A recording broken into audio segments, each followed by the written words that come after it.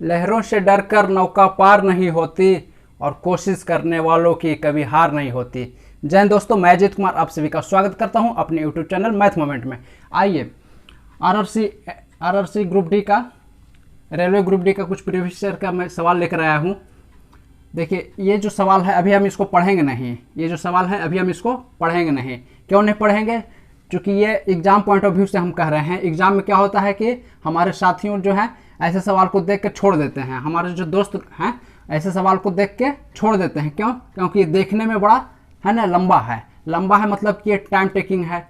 पढ़ने में भी सोच रहे होंगे कि कुछ समय जाएगा और ये बनेगा भी नहीं।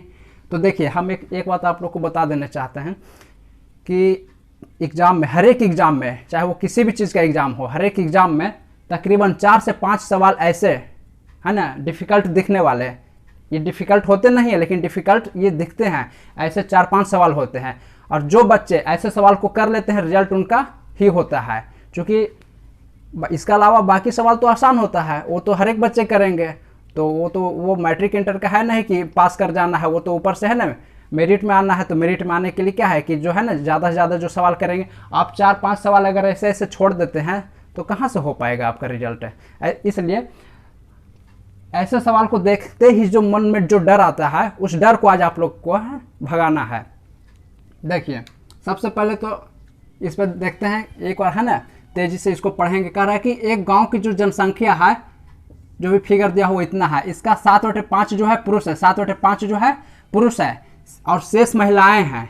पुरुषों का 40% शादीशुदा है। पुरुषों का 40% जो है शादीशुदा है। सभी शादियां एक पत्नी है, मतलब जितने भी पुरुष के शादी हुआ है सभी एक ही पत्नी रख रहा है। ऐसा नहीं कि कोई 2 पत्नी रख लेगा। और शादीशुदा लोग अपनी पत्नियों के साथ रहते हैं। लीजिए,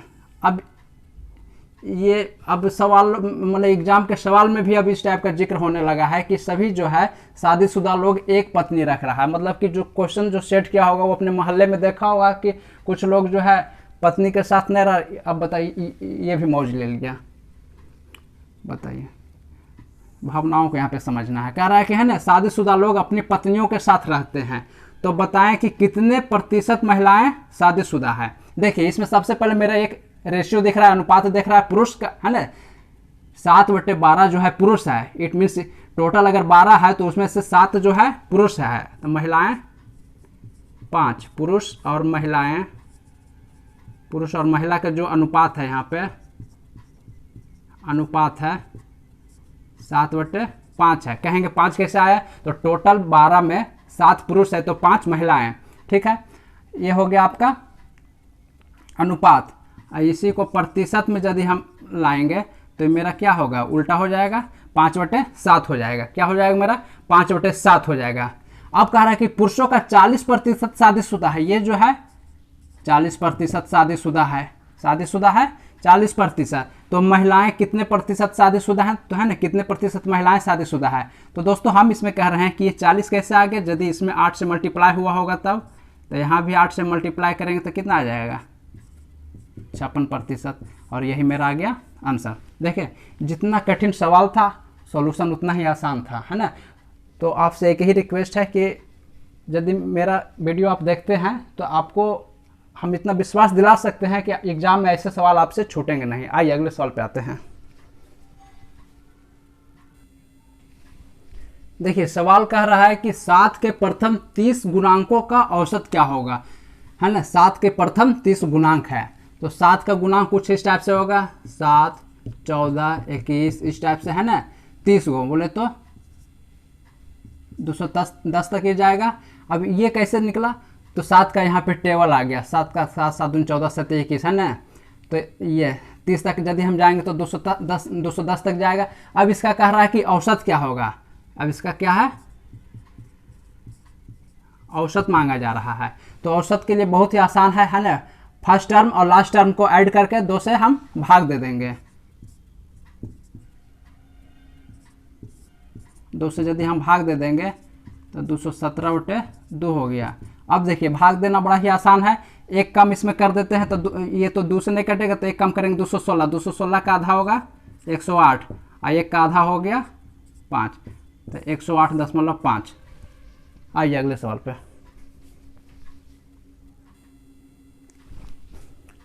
देखिए बहुत ही आसान सवाल जो कि एज से है। कह रहा है कि ए और बी की वर्तमान आयु का अनुपात कितना है, 1:2 है। 7 वर्ष बाद उनकी आयु का अनुपात 3:5 हो जाएगा। उनकी वर्तमान आयु ज्ञात करें। है, देखिए है मतलब ये क्या है, वर्तमान में है। ए और बी है, कौन कौन लोग हैं, ए और बी है वर्तमान। यहाँ देखिए वर्तमान लिखा हुआ नहीं रहेगा, लेकिन आपको समझना है यदि है तो वर्तमान में ही है, मतलब प्रेजेंट टाइम में। कितना है ए और बी के आयु का अनुपात, 1:2 है। अब करा 7 वर्ष बाद, कितने 7 वर्ष बाद उनकी आयु का अनुपात 3:5 हो जाता है। देखिए 7 वर्ष बाद मतलब ऐसे लिखना है +7, 7 बाद पूरा वैसे नहीं लिखना है। इनकी आयु का अनुपात कितना हो जाएगा, 3:5 हो जाएगा। इतना ही डेटा हमारे पास है। अब देखिए कह रहा है कि वर्तमान में ए और बी का अनुपात इतना था, 7 वर्ष बाद अनुपात 3:5 था। तो अब क्या करेंगे, इसके अंतर को, है ना, इसमें जो अंतर है उसको इससे मल्टीप्लाई कर देंगे और इसके अंतर से इसको मल्टीप्लाई करेंगे। तो इसमें कितने का अंतर है, 1 और 2 में 1 का अंतर है। तो 1 को इससे मल्टीप्लाई करे या ना करे कोई फर्क नहीं पड़ेगा, इसलिए नहीं करेंगे। अब इसमें कितने का अंतर है, 2 का अंतर है। 3 और 5 में कितने का अंतर है, 2 का अंतर है। तो 2 को इससे मल्टीप्लाई करेंगे। क्लियर है। अब देखिए ऊपर में हमें 2 और 4 दिखाई दे रहा है ना। कह रहा था 7 वर्ष बाद, कितने वर्ष बाद, 7 वर्ष बाद। और यहाँ कितने वर्ष बाद है, देखिए दोनों तरफ सेम ही आएगा। ये 2 से हो गया 3, मतलब 1 वर्ष बाद। देखिए 4 से आ गया 5, 1 ही वर्ष बाद है ना। यहाँ कह रहा है कि है ना 7 वर्ष बाद, लेकिन रेशियो में हमें दिखाई दे रहा है 1 वर्ष बाद, तो उसका कंपेयर उससे कर दिए। अब जो निकालना है उससे गुना करेंगे। निकालना क्या है, तो उनकी वर्तमान आयु निकालना, मतलब कि दोनों का वर्तमान आयु मांगा जा रहा है। तो ए का वर्तमान आयु निकालने के लिए इससे गुना करेंगे, बी के लिए इससे करेंगे, तो है ना। यदि हम 2 से गुना करते हैं तो ए का निकल जाएगा। अब बी के लिए क्या निकल जाएगा मेरा, बी के लिए, है ना, 4 से गुना कर देंगे तो मेरा बी का निकल जाएगा। तो ये देखिए 14 और ये 28, ये आ गया ए और बी का आयु। क्लियर है। आइए अगले सवाल पे।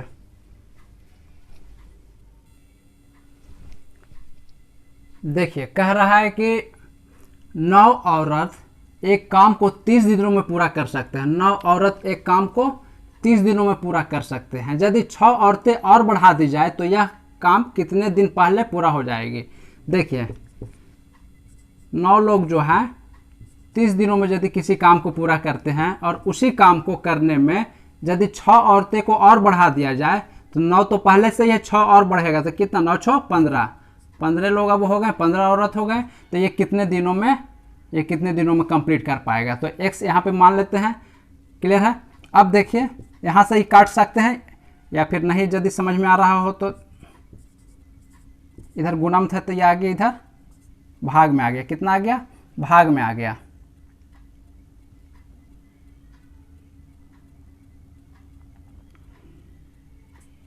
तो 15 दूनी 30, 9 दूनी 18। तो 9 औरत एक काम को 30 दिनों में पूरा कर सकते हैं। यदि 6 औरतें और बढ़ा दिया जाए तो यह काम कितने दिनों में पूरा हो जाएगा। ठीक तो है, बिल्कुल सही है, 18 दिनों में, है ना। 18 दिनों में पूरा हो रहा है। शुरू में हो रहा था कितने दिनों में, 30 दिनों में पूरा हो रहा था। शुरू में हो रहा था 30 दिनों में, अब हो रहा है 18 दिनों में। तो कितने दिन पहले पूरा हो गया, तो 12 दिन पहले पूरा हो गया। तो 12 दिन इसका आ गया आंसर। आइए अगले सवाल पे।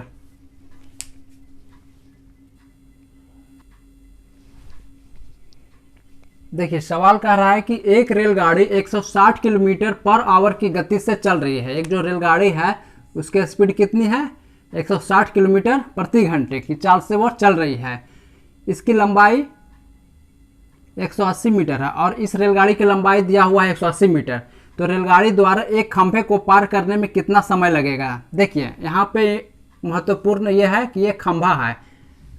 यदि यही रेलगाड़ी किसी पुल को, किसी टनल को, ठीक है, किसी प्लेटफॉर्म को यदि पार करती है, किसी दूसरी रेलगाड़ी को पार करती है, तो वहाँ पे कुछ और सीन होता है। वहाँ पे दोनों की लंबाई ऐड होकर दूरी हो जाता है और एक खंभे को पार कर रही है। ये खंभे को, ये जो रेलगाड़ी है, एक खंभे को पार करे भी यहाँ है, कुछ समय बाद ये यहाँ यदि आ जाएगी, है ना। तो यहाँ से यहाँ ये खंभा था, तो अब इसकी जो दूरी हो जाएगी, दूरी जो हो जाएगी इसकी लंबाई कही जाएगी, है ना। इसमें जो दूरी होगा वो ट्रेन की लंबाई ही हो जाएगा खंभे को पार करने की स्थिति में। खंभे को पार करने की स्थिति में क्या है, दूरी इसकी लंबाई, ट्रेन की लंबाई हो जाएगी। तो दूरी दिया हुआ है, चाल दिया हुआ है, निकालना क्या है, समय निकालना है। तो समय बराबर आप सभी को पता है, समय बराबर क्या होता है, दूरी बटे चाल। तो दूरी बटे चाल, तो दूरी यहाँ देखिए 180 मीटर में दिया हुआ है, चाल है 160, चाल कितना है 160, लेकिन रुकिए भी, है ना, गड़बड़ा जाइएगा। कह रहा है कि दूरी बटे चाल, दूरी को दूरी हम लिख दिए, दूरी के स्थान पे यहाँ देखिए दूरी बटे चाल। अब देखिए सेम फॉर्मेट में होना चाहिए, लेकिन सेम फॉर्मेट में नहीं है। यहाँ कह रहा है मीटर में, और मीटर के साथ मीटर प्रति सेकंड होता है, लेकिन यहाँ किलोमीटर पर आवर आ गया है। तो इसको हम क्या करेंगे, इसको हम चेंज करेंगे, इसको हम चेंज करेंगे मीटर पर सेकंड में। तो मीटर पर सेकंड में चेंज करने के लिए 5/18 से इसको गुना करते हैं, 5/18 से गुना करते हैं। तो ये 18 नीचे में है, तो ये चला जाएगा, यहाँ चला जाएगा। अब देखिए 1 0 से 1 0 गया, 1 0 से 1 0 गया। और यहाँ देखिए 8 दूनी 16, 9 दूनी 18, क्लियर है।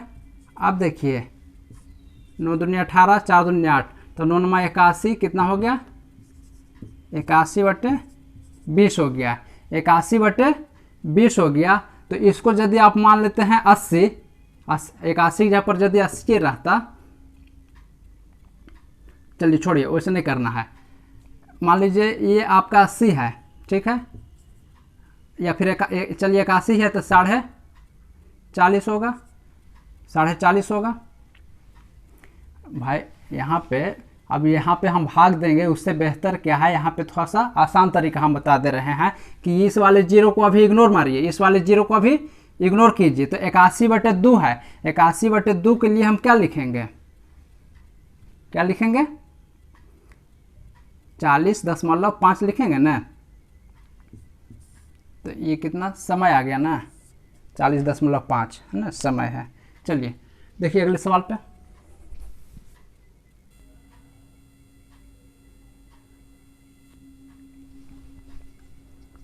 देखिए कह रहा है कि 8 6 8 7 8 6 8 7 6, ये कुछ दिए हुए हैं डिजिट। कह रहा है कि है ना, इन अंकों का बहुलक ज्ञात करें। बहुलक बोले तो मोड ज्ञात करें। अच्छा एक चीज़ और, मोड के साथ साथ और इसमें क्या निकालना है, माध्यिका मतलब मीडियन भी निकालना है।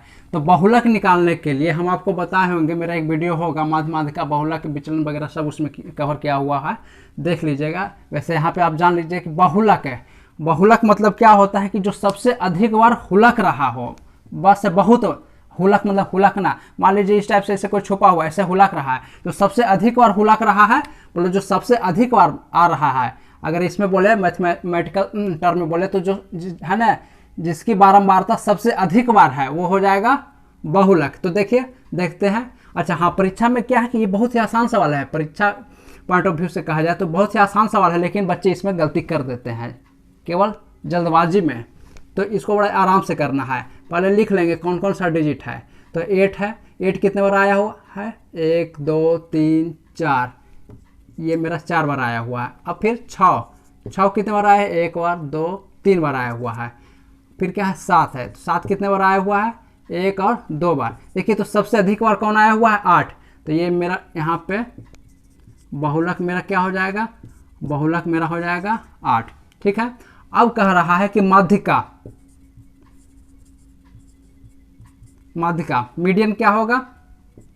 मीडियन निकालने के लिए क्या है कि ये जो भी अंक दिया हुआ है ना, इसको या तो बढ़ते क्रम में या फिर घटते क्रम में लिख दीजिए। या तो बढ़ते क्रम में लिखिए या फिर डिसेंडिंग ऑर्डर में या असेंडिंग ऑर्डर में, किसी एक ऑर्डर में इसको लिख दीजिए। चलिए इसको बढ़ते ही क्रम में लिख देते हैं। बढ़ते क्रम में लिखते हैं तो 6 कै गो है, 3 गो है, 1 2 3।